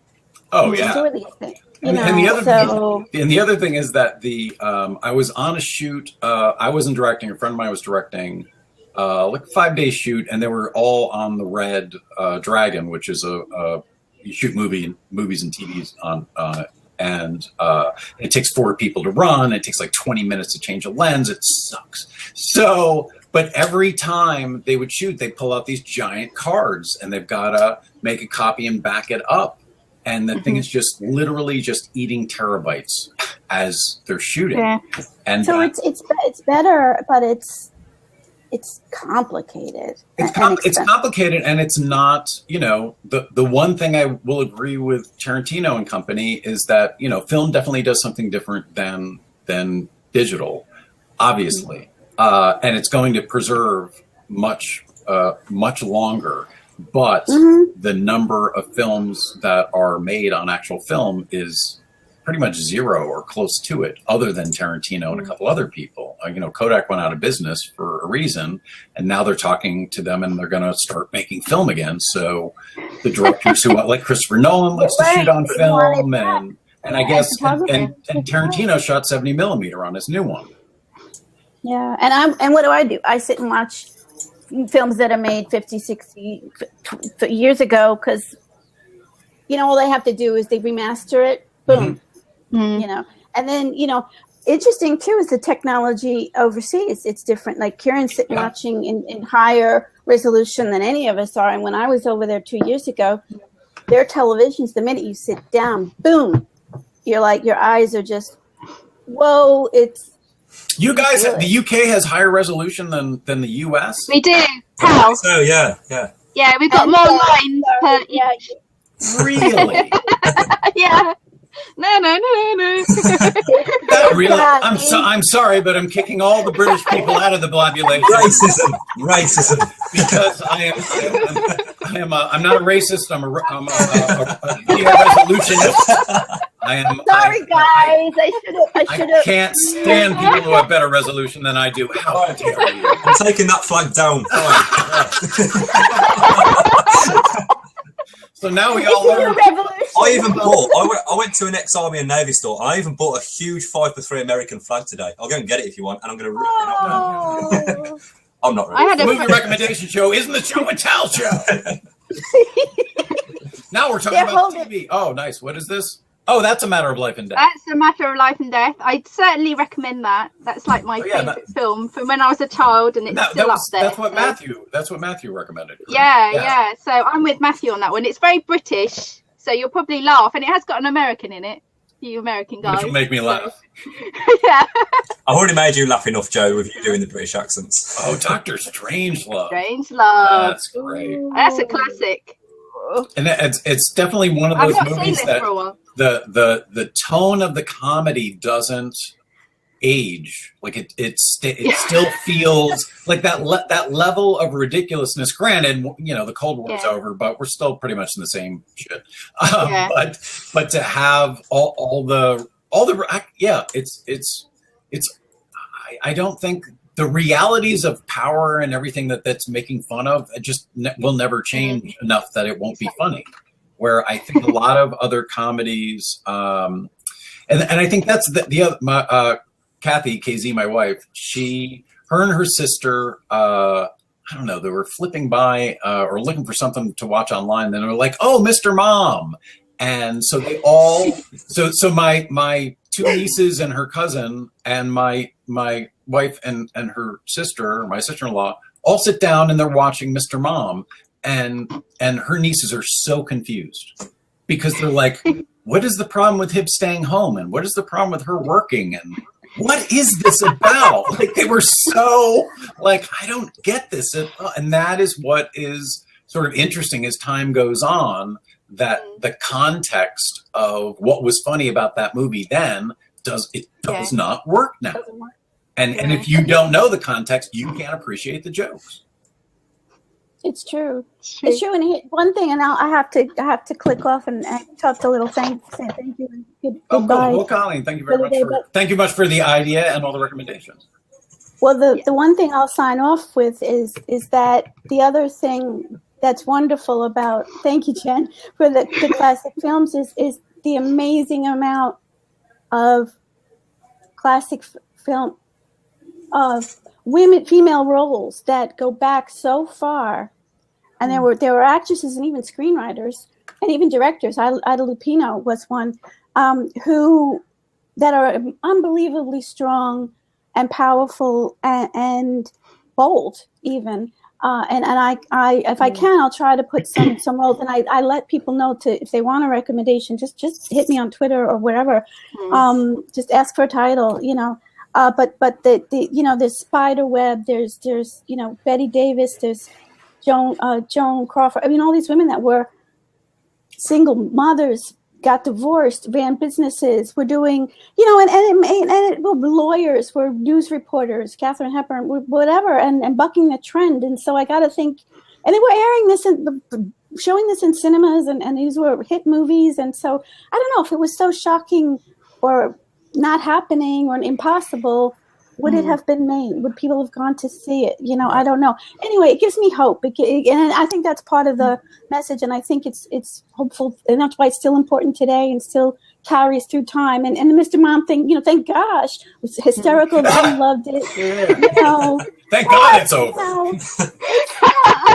know, there are dads at home now. So these kids are like, yeah. Well, that's the thing is, my nieces, their dad was at home most of the time. So. Yeah. So that's not funny, you know. So whatever. Anyway, thanks, guys. Thanks, Joe. Thank you, Colleen. Lovely to see you, Colleen. Lovely to see you. Tomorrow's Profane Friday, so apologies in advance. It's wonderful. Everybody gets to vent and let it out. Need to let the steam out. And Karen, sorry, I started a revolution across the pond. I don't know. Anyway, you guys have fun. Right. Cheers. Thank you. Peace and good evening, you guys. Thank you. Bye-bye. Bye. Thank you, Colleen. Now let's talk about resolution. So how the hell do you guys have better resolution than I do? How did We've that got happen? more lines on the screen. That's how it originally started. I mean, I think we're a bit more even now that we've got digital. Oh, I see. But our old tellies had 325 lines, and I can't remember how American. Oh, so that's what the PAL video? Yeah, stuff. It's to do with the interlacing and how many pictures per second, or I think that's interesting. I didn't know that.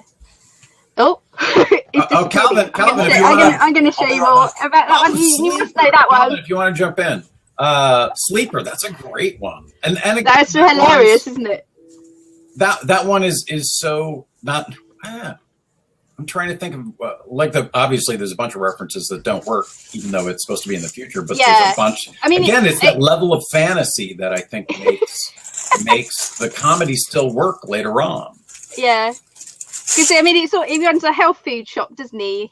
And then he goes into time. They put him into stasis, and he had a health food shop called the Happy Carrot or something like that. And he goes to the future, and all the foods that were healthy back then are now considered really unhealthy. And so it's quite funny, actually. I do want to watch it again. I haven't seen it for ages, but it's kind of zany. And now we're moving on to Flag Talk. I went and bought this today for $5.99. That's a big flag. I don't have a flag. I guess I should get a flag. How dare you, Joe? How dare you? I know where I am. Ron Snaper. Ron. You could have root beer. Blabulation. How are you, sir? Greetings. Welcome. 2 days after your birthday. How was it 2 days? Yay! I'm doing fine. Happy birthday, Ron. That's a mighty good flag you got there, bloke.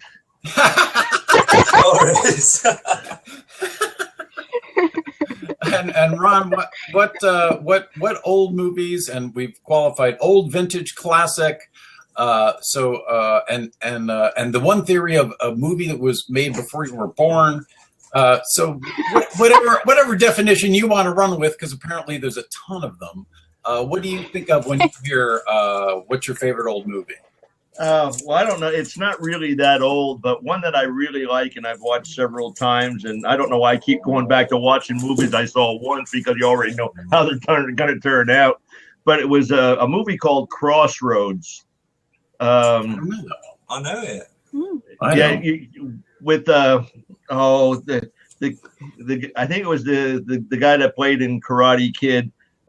He was a guitar player, young guitar player, but it's about selling your soul to the devil, you know. Oh wow! And he met the devil at the crossroads, and to save his friend who taught him how to play the blues guitar, he sold his soul, signed the contract with the devil, and then he had to have a playoff with I can't think of the guitar player. It was a famous guitar player. They had this playoff, and he wound up beating him.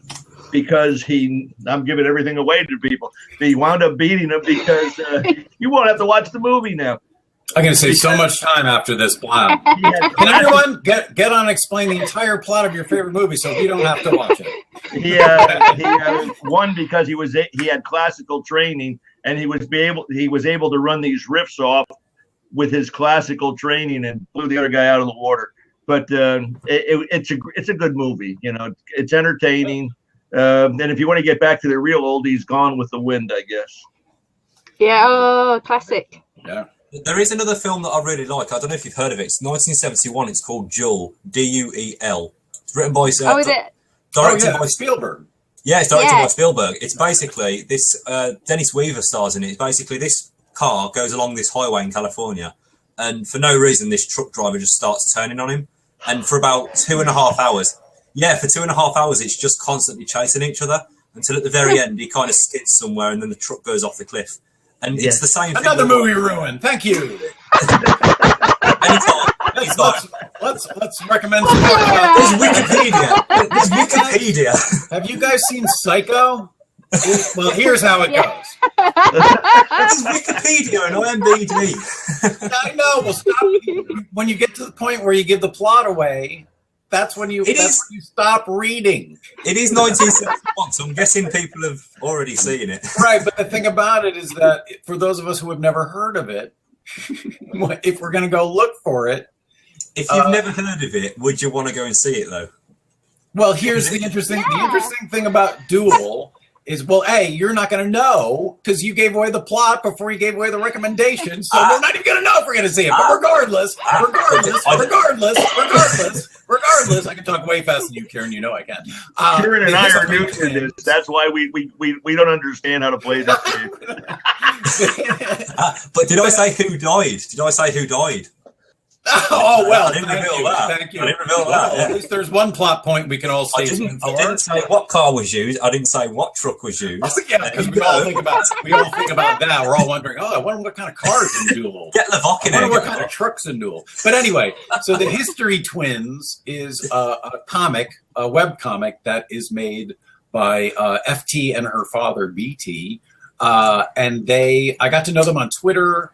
She's actually made a couple of comics that she included me in, and no lie. So I met with her in April of this year because her father and her have watched Duel apparently like a couple hundred times. And so what they were going to do, just the two of them, the mother and her sister were staying back in the hotel room. They were driving the Duel route. They literally drove everything, all the spots in the movie. They looked it all up and came out here and they drove, and that's what. And I'm like, so why are you coming to LA? And they're like, oh, we're going to drive the Duel route. And I'm like, Duel route. And the thing is, and FT is like 14. She's really into old movies and all these 80s bands, and it's hilarious. Promise me one thing, Joe. If they did the whole route, they didn't jump off the cliff, did they? No, I don't think so. Yeah. And interestingly, the route and the sequence of the film don't exactly match up in terms of where you drive. So you have to drive it out of order because they didn't shoot it. So they stopped at the gas station as well. Then they stopped at that exact gas station. I believe so. Wow. Yeah. So I thought it was just such a what 14-year-old girl and her dad now are like, hey, do you want to go on the Duel ride and drive around and see all the places where Duel was shot? It's more like Fast and Furious. Let's go in the cave. Yeah, exactly.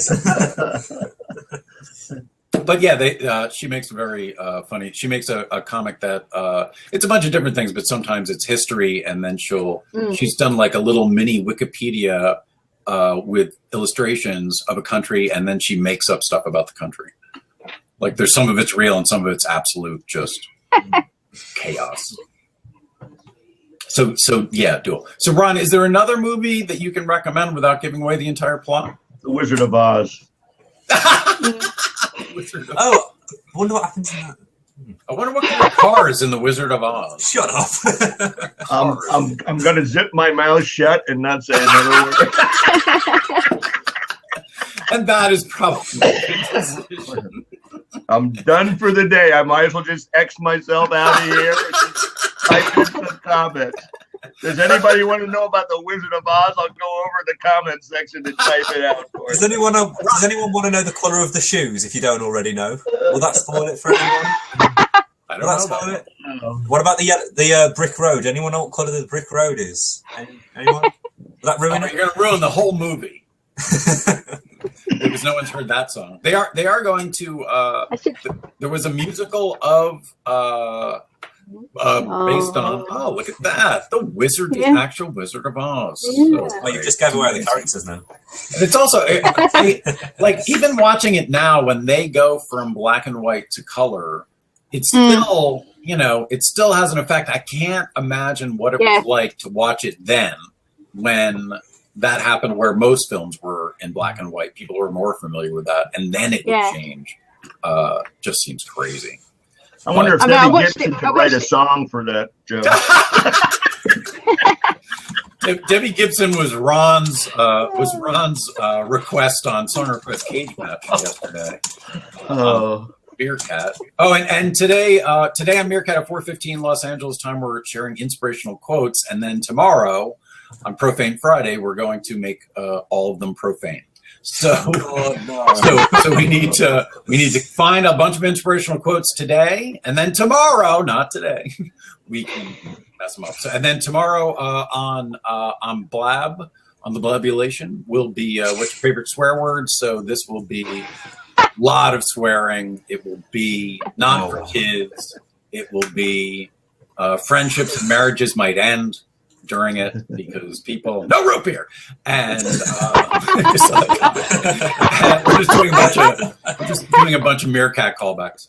I got to tell you, Joe, I work hard at trying to find songs that'll really aggravate the hell out of people. you did it yesterday, and with style. Because then what was hilarious is then people started. Well, actually, now it's Deborah Gibson. I'm like, really? Are we really gonna? Yeah. I was so sad I didn't come to that yesterday. That was the only Joe. That is the only stream of yours I've missed in the whole time. Wow, believe it or not, it was yesterday. Wow, super fan. There's a replay. You can watch it. You know, I never thought of that. It's not. I don't know how pleasurable of a replay it will be. But all right. So, what movie? Since we're doing old movie recommendations.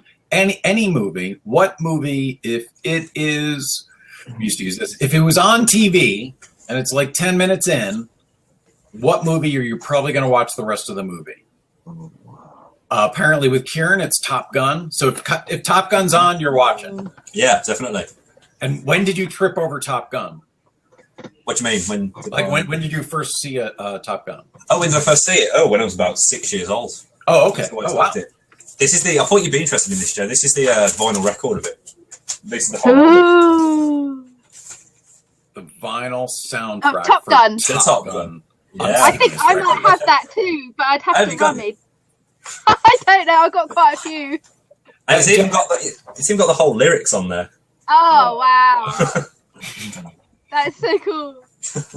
And Jen, what movie? Do really old soundtracks because I've got a few of those. Yes, that's a great idea. We'll do favorite albums. What movie are that if it's on and you're flipping by and you're like, oh, and you've seen it a million times? There's quite a few. A couple. There's quite a few. Yeah, probably A Matter of Life and Death. All right. And Some Like It Hot. Yeah, can't go to bed when that's on because that's good fun. So yeah, but probably there's so many. I stay up way too late because they always put the decent stuff on at like 11 o'clock at night. Oh, that's hilarious. And Kieran just held up the Magical Mystery Tour, which is. Have you seen that film? Have you seen the film? Yeah, but not in a long time. It's a bit crazy, if you ask. I watched it. I watched it about 3 weeks ago, and I would say it's the funniest but craziest film I've seen in my life. Just so random. It's a little nuts. Ron, if you're flipping around on the TV and there's a movie on and you're going to keep watching it even though you've seen it because you like it so much, which one is it? You know, I can't think of the name of it, but it's another Tom Cruise movie where he starts this business. I think it's supposed to be like a college or a high school project, and he starts this business and the hookers take over his house. Oh, Risky Business. Risky Business, yeah. Yeah, yeah, yeah. Ah, yeah. Yep, I've seen Risky Business a bunch of times. Also, a really cool soundtrack. But yeah, and Risky Business is it's about a rich kid who's trying to get into college, who's not a great student, and his parents go on vacation, and he turns his house into a bit of a party house.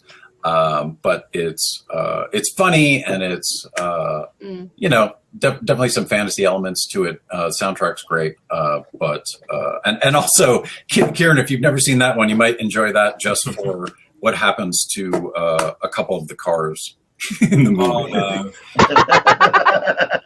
Yeah. It's the same as the Italian job. The Italian job, they ruined 3 Jags in there. They ruined an Aston Martin, and obviously the minis were chucked off. So I'm used to it. but yeah. Oh well, Aston look at Martin? that! Oh, nice. Ooh, Aston Martin. they're collectible. They're really collectible, aren't they? The Yeah. DB5. Ooh, That's a Goldfinger DB5 wow. with little James Bond that pops out. I was watching. Sorry, show and tell. I was watching the Antiques Roadshow the other day, and they had one of those go for about £150 or something like that. Really? Woo! What? Rich, yeah.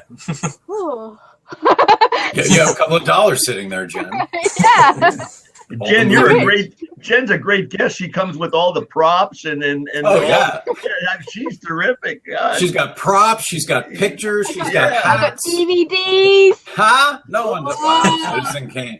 You know, and that's the thing is, Citizen Kane was, I don't know who ran the poll, and maybe it was TCM. Oh no, I think it was AFI, American Film Institute.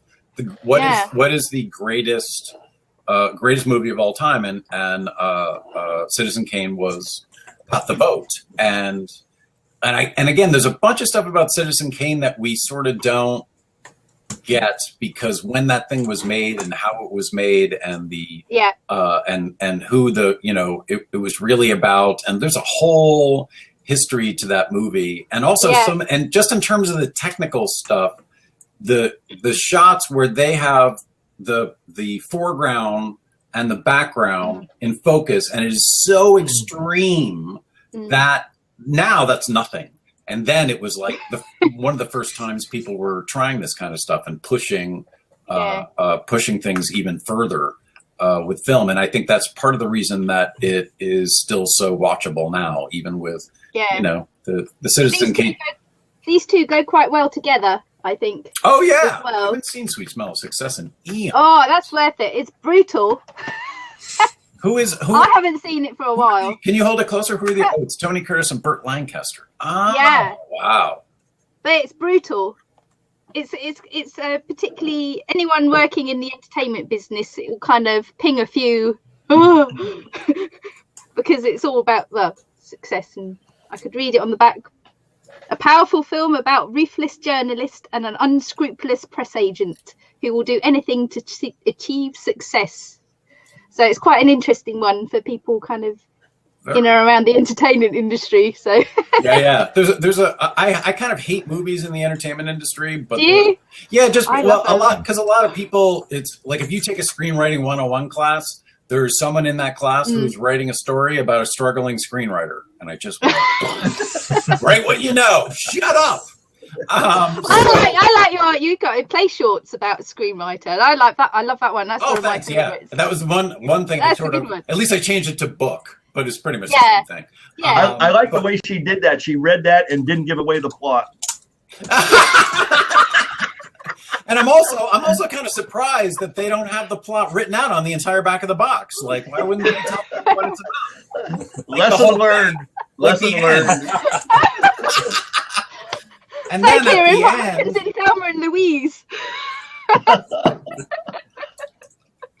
I totally lost track of what I was talking about. Sorry. I was thinking entertainment industry films, or films set in it. The Player is an excellent one that is set in the entertainment industry. Yeah. And I think it's Swimming with Sharks, Kevin Spacey. Oh, Sunset Boulevard's great. Yeah, I've seen that. Some of them are really great. And that's the thing, is like, I don't know how many, I mean, we'll find out soon, how many contemporary films and contemporary, like the last 10 years, are that we're going to talk about in 50, Yeah. 30, or even just another 20? And how many are, because of the billions of films that have been made, Yeah. more than one of us has recommended Wizard of Oz, more than one of us has recommended that movie, I'm already blanking on the name of that you just held up, A Matter of Life and Death. Yeah. And it's interesting to see what, like Top Gun, they're talking about making a sequel. Yeah. So that's more business than anything, but it's interesting to see what films don't just disappear.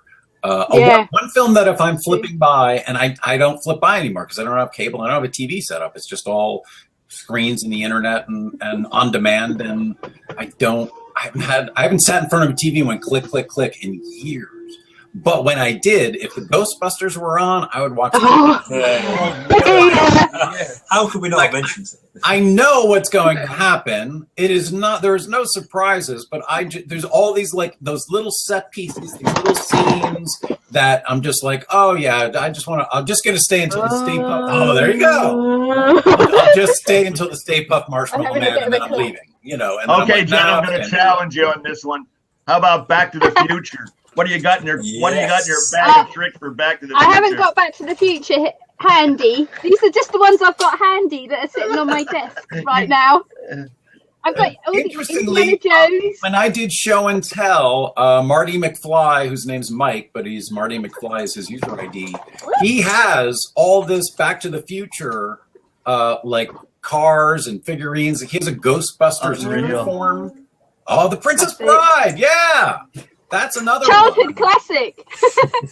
It's another one that is inherently watchable. It's just a great, and I think the thing with, I don't know, also Purple Rain, kind of in terms of musicals, because I saw that movie right before I moved to Boston, like a couple weeks or a week before I moved to Boston, and what's interesting about time is that Prince was the weirdo then, and Michael Jackson was the normal guy. And to see how everything sort of panned out, musically and otherwise, has been interesting. But those songs, people still love those songs. Who's saying Ghostbusters? Who is that? And now we're getting, and then he got sued for that. The guy who wrote that song got sued for it because it's completely another song. Oh, Color Purple. That's an excellent one. Oh, yeah. Matthew, I haven't seen that one in eon. That's like 84? I haven't. Yeah, 80s. Yeah, definitely 80s. Oprah Winfrey's in it. All famous to a few people. I know that. I know that saxophone. That saxophone's actually a Grammy-nominated jazz musician, Mindy Abair. Really? Who went on tour with Aerosmith as part of the band last year, or year before. One of those years, recently. She was on American Idol, where they had the singers accompanied by a musician live. And so Mindy was one of the accompanying musicians. Steven Tyler saw her, and they ended up chatting, and and they'd never had a sax player in Aerosmith. And so there's like video I saw of her in front of like 30,000 people, and it's just the drummer from Aerosmith and her on sax, just kind of trading riffs, going back and forth. Wow. And and she was a neighbor when I first moved to I guess the second place I lived in Hollywood. She was a neighbor for 10 years, and then I got to know her and some other mutual friends, and I'm like, would you be up for, like, the way I explained this to her was what I imagine a wolf on the top of a building in downtown Los Angeles howling. And that is what so she had a home studio. I gave her the laptop, and then she's like playing in the closet. What the hell? Okay, guys, I'm going to head off. I've got to go. So have a good stream, guys. Thanks for having me. Back, Karen. Thanks for joining us. Great to see you, Kieran. See you later. Bye-bye. His accent's so fake, isn't it? And now he's coming back. Back in. Kieran and his Oh no, you're not gonna do. Oh, Russia with Love, best Bond movie. Oh yeah. You can't get back in, Karen. I will have the last word. Joe, have you ever met Gary Goldstein? No, I don't think I have. No, but I think he follows me on Twitter. If we're talking about the same person. I think he wrote Pretty Woman. Yeah, he's the producer, isn't he? Yeah. I saw him a few times on Hangouts on Air.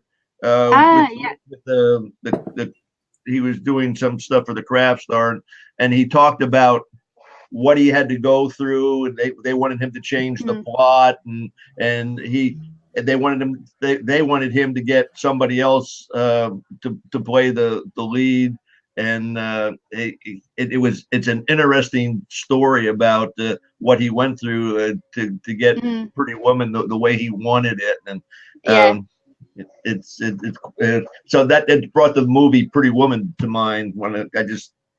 Something, like I said, it's empty up there, and some stuff pops around, and okay, that got caught somewhere in the cobwebs. I think that's how everybody's brain works. That's how mine works.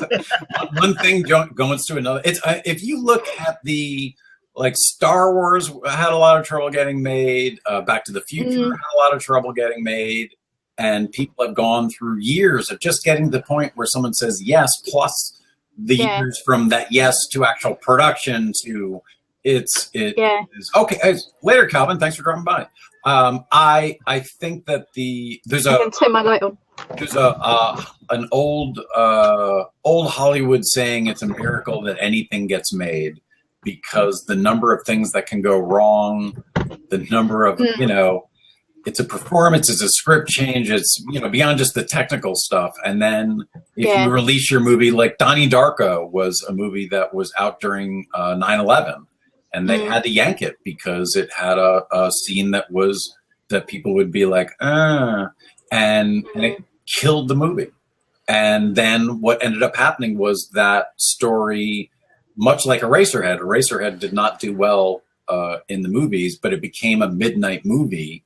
That's what kind of saved it and brought it back. And the same thing with Donnie Darko. It started playing little art houses and grew an audience, and people would buy the DVD and watch it online.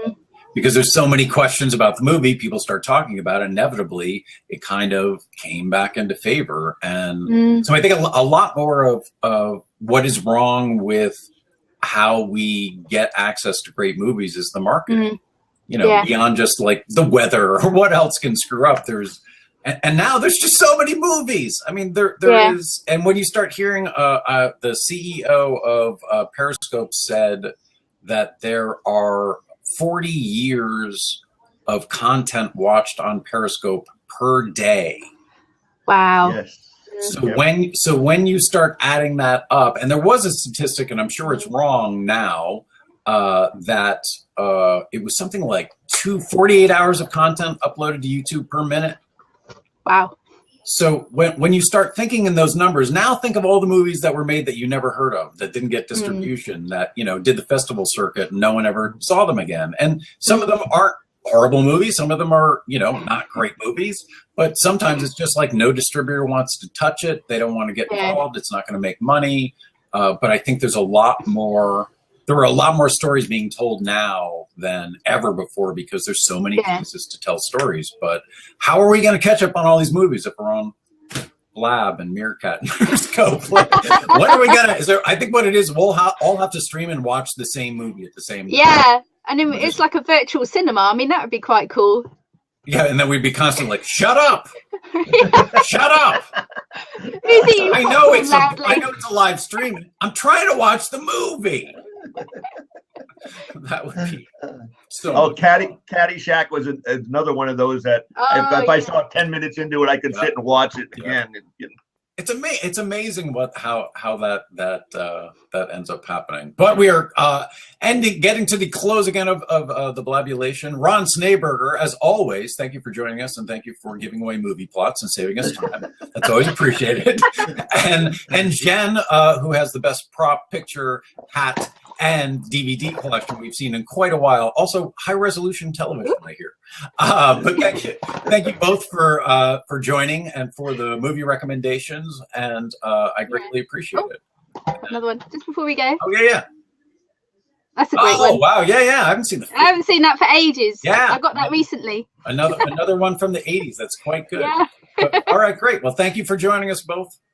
Thank Ron and Jen and Joe Hart, official comment wrangler. Yeah, I'm just testing audio. I hope you didn't mind me popping in. Oh no, not at all.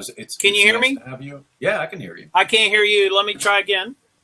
Yeah, I love the techie part. Can you hear me now? Can you hear me now? Can you hear me now? I can hear you. Can you hear me? I can hear you. It's like magical. It's like a conversation. So, have you successfully not used earplugs on your laptops? I'm on a desktop right now. The reason I'm using this is that I think my voice is going to be better, and there'll be less background noise. Oh, maybe that's what's going on with me. Because that's the thing is like the way the noise cancellation works on the microphone. That was like, remember yesterday when I was talking about the leaf blower and all that stuff? Oh yeah, right. If I was on an open mic, it would have flown out. Everybody would be listening to it. Oh, I got you. So it just makes a slightly Here comes slightly cleaner. And Matthew's apparently has a final quick or not. I don't know what's going on here. Uh-oh. Hey, Matthew, you're frozen. Matthew, are you driving? He said he has a co-pilot. Oh, Okay. I'm thinking of the best. For some reason, we're just Thanks getting for having me, audio. Joe. Oh yeah, now I can hear you. We can hear you, but we can't see you. But that's fine. What's going on, Matthew? Sorry, my co-pilot pressed the button by accident. Okay, that's quite all right. Enjoy the drive. Yeah, we're on the way to the seaside, so I'll be speaking to you from the beach tomorrow. Oh, excellent. I look forward to that. And thank you very much for joining us once again. Matthew Ward, Joe Hart, official comment wrangler. Yeah, thanks. And Joe, what while you were during the stream, did anyone either say a movie that like, oh yeah, any favorites that you either had or any that jumped out at you as one that you might want to check out? Oh my goodness. Yeah, there were probably 2 or 3 dozen at least that I was having trouble focusing on all of them. But you probably saw my comment. For me personally, I love Godfather 1, 2, and 3. And and the one thing I think is probably completely unique about The Godfather is that the subsequent, or whatever it's called, the number 2 and 3 movies are just as good as the first. And I'd say that is, no other movie can say that, I don't think. That's true. And the second one, you could argue that the second one's better than the first. Yes. I mean, how do you do that? That's incredible. Yeah, no, I completely agree. How Joe, old is old? Do you see David Dorian Ross? I do. Unfortunately, I got to fly. David Dorian Ross, damn it. I'm leaving. I'll see Bye, you. David. Thanks for being here. I'll see you on the Meerkat. I'll be on at 4:15 on Meerkat. I'll be back here tomorrow morning for Profane Friday. We're going to have our favorite swear words. So this will be an adult language. Hey, Michelle, we're finishing up. And Joe Hart, thank you once again for being our official comment wrangler. You're welcome. And if you want to hang out, I'll be back here tomorrow at 10. Yeah, I'll try. Probably make it. That sounds great. Cool. Excellent. Thank you very much, Joe Hart, for joining us on the Blabulation. Sure, no problem, man. Bye-bye. All right, everybody. So tomorrow, 10 o'clock a.m. Pacific, it will be Profane Friday. We'll be talking about our favorite swear words. There will be a lot of swearing in this blab, so if you don't like swearing, don't get anywhere near this. Today on Meerkat at 4:15, we're going to be sharing our favorite quotes. And that's the next 2 shows. Next week on the Blabulation, Oklahoma Award director and writer of Crawl or Dies on Monday. USA Today bestselling author Pamela Dumont will be our guest on Tuesday. Malia Probst, who is some of you may know from Meerkat. She's a bit of a news junkie. She just wrote an article about virtual reality that I think brings up a bunch of interesting points that I never thought about. So I'm going to have her on the show on Wednesday to talk about it. So we'll do the little interview part up front, and then we will bring you guys in so you can ask questions. So if you want to see Crawl or Die for Monday, If you don't like horror or tense films or anything like that, don't watch it. If you're claustrophobic, it will make you insane. That movie is just claustrophobic and tense. But that is what is on deck for the coming Blabulations. I'm working on a couple more guests for Thursday and Friday. We'll have open topics like this. So I'm just going to try a bunch of stuff because that's why I chose a name called the Blabulation. What does that mean? Whatever I want it to. How about that? But thank you all again for joining and hanging out and for all the great movie recommendations. And what's also great is the comment section will stay. So if you go back to the replay, you can go through all the comments and look for some fantastic movie recommendations. So once again, thanks for joining the Blab.